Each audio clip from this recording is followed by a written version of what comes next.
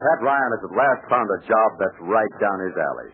He's going to be the leader of the first Chinese commando group, and you know what commandos are. The daredevils of the Army, the hit-and-run outfits that make night raids behind enemy lines, the toughest, scrappiest, fightingest group of men in the world. Well, Pat and Terry are teamed up with the Dragon Lady in this commando business. And in today's transcribed adventure, we'll see what they do about it. Terry and the Pirates is brought to you by the makers of Libby's Tomato Juice, one of Libby's 100 famous foods. Isn't it a grand and glorious feeling to bounce out of bed in the morning brimful of pep? One of the secrets of tip-top health like that is to eat the right things. And foods that are rich in vitamins are very important. For instance, every single day you should get plenty of vitamin C. And that's easy and mighty pleasant to do. For Libby's Tomato Juice, famous for its wonderful red ripe tomato flavor, is rich in vitamin C. Isn't that a break, boys and girls? This juice you'd want to drink just for pure pleasure is a fine source of important vitamin C. And it gives you other vitamins, too.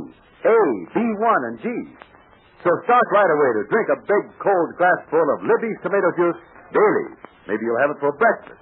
Libby's Tomato Juice can't be beat as a breakfast drink. Or have your glassful between meals, or any time of day, just so long as you get it. Now remember, tomorrow's the day to start. From tomorrow on, drink a glass of Libby's Tomato Juice daily. And now, Terry and the Pirates. Commandos. There's a word to thrill you.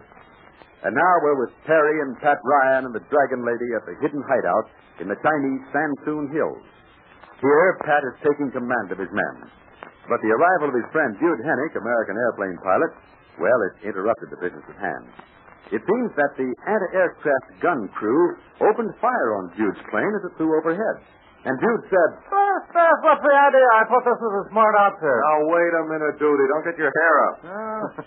Not that you could with that bald dome of yours. Never mind my noggin. I had my hair shaved off my beam because I wanted to. I still have the same brain. That's more than these Chinese commandos have. Now, look. You're just teased because they shot at you when your plane was up in the air. Yes, it's a little irritating, Mr. Ryan. A wee bit annoying when the people you do business with try to make a Swiss cheese out of your plane. Well, it won't happen again. Cross my heart. Okay, so it's funny.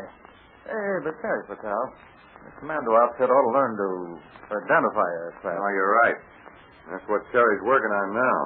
What does Terry know about spotting planes? Well, he's pretty smart. I've seen him identify a flock of different ships almost the minute he saw them. How did you know he was right, and how did he know? Well, that's the question in the $64 class, and I can't answer.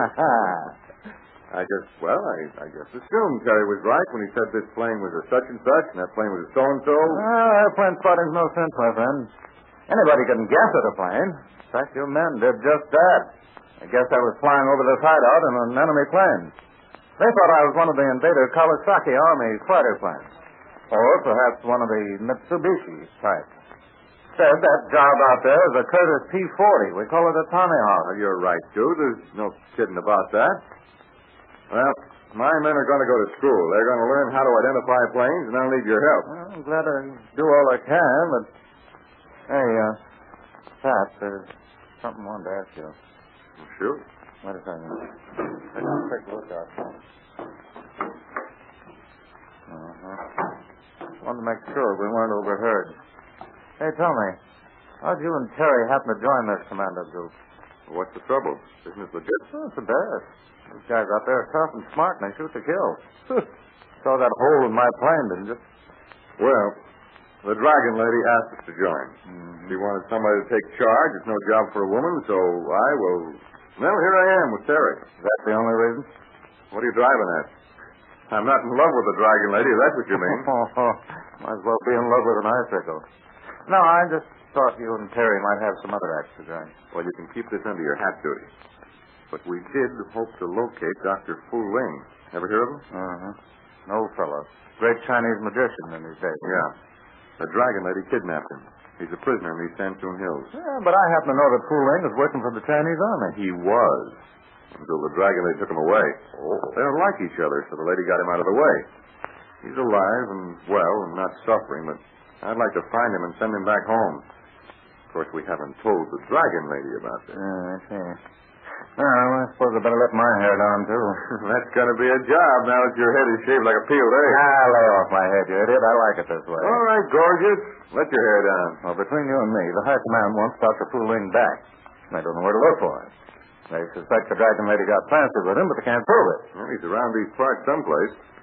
Shirley and I know that much, although the dragon lady doesn't know we know. Oh. So if we find the old doc, what about it? We'll bundle him aboard a plane. I'll fly him back to the Army chief who wants him for reasons best known to himself. Okay. Finding Fu Ling will be a side dish in this commando job, a little wheels within wheels game, eh? Just thought I'd let you know it's okay if you do. But don't get out of line, darn it, Pat. This first commando group's all important. Comes first. I know. And I'm going to give it all I can. I'll make it a wow. Uh-huh. This is as close to Uncle Sam as I can get right now, and as long as we're at war with the invader, then I'll talk to him with his outfit. Come in. Hi, dude. Hi, there. Say, Pat, the dragon lady wants to see you. Hey, what's up? Uh-huh. She's got plans all set for the first commando raid, huh? Well, we're not going to do anything until the men learn how to identify airplanes. What have you done about that, Terry? Well, that's what I wanted to see Dude about. I figured as long as he were here that, well, he might as well give me a hand. Okay, pull up a chair and I'll give you the whole kettle of fish in a nutshell.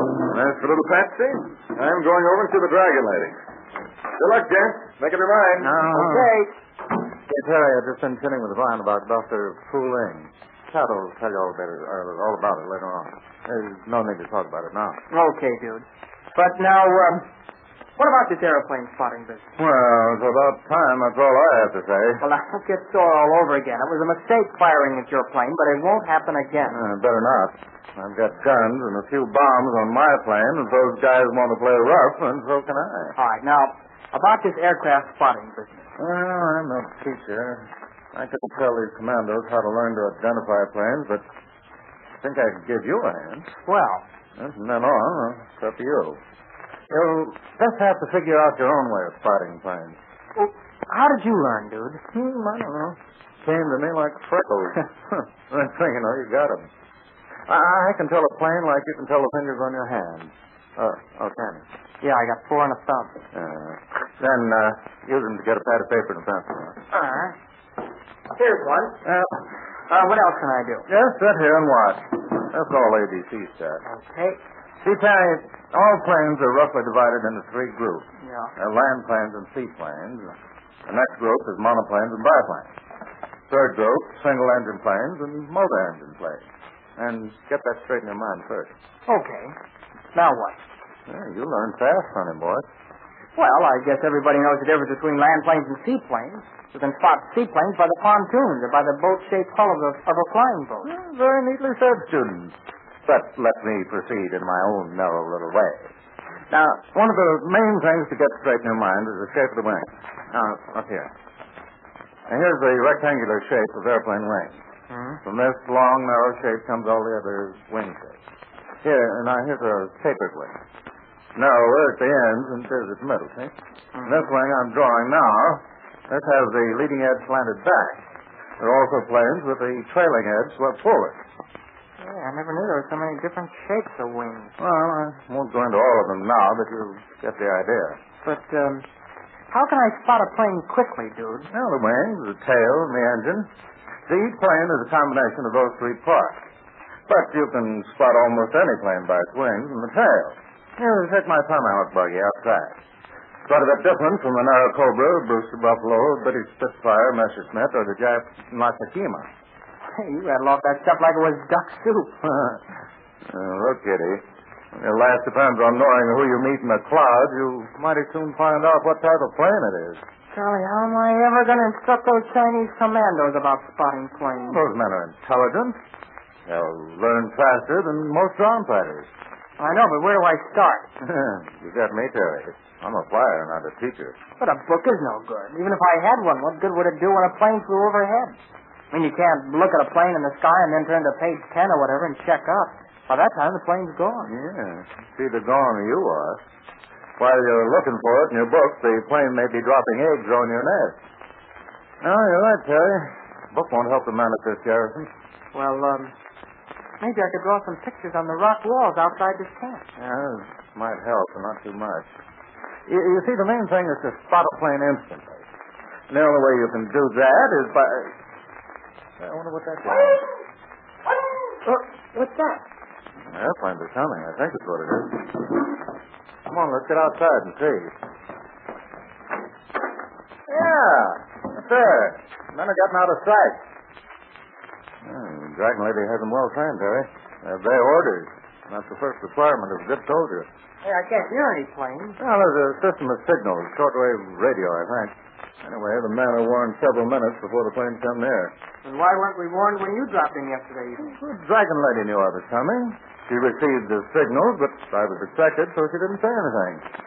Yeah, and that little slip-up almost won me a wooden kimono. Oh, I can hear some planes now, dude. Hey, you sure they won't see us? I don't think so. Hideout's pretty well hidden from the air. The men are out of sight. How about your plane? Oh, it's hidden under those trees over there. Now then, Terry. Look up there. The planes will pass across that open space in just a moment. Good spotter can call them off like an alphabet. Well, can you do it? I don't know. Wait. Well, enemy planes, all right. A bit of scouting. But they're looking for this hideout. I tell you, there's a German Hankel, see? That's a single-seater plane. There's another one. Japanese Karagami. Yeah, and three more of them, see? Golly, I wish I could call them off like that. Well, you can't learn it in a day. It takes time. But maybe we can work out a stunt so you can spot planes without reading a book. Now you're talking, dude. If I could do that, then everything would be swell. Well, we'll put our minds on it tomorrow. Meanwhile, let's stay right here where we are until those warbirds get out of sight. We can spot them, but we don't want them to spot us.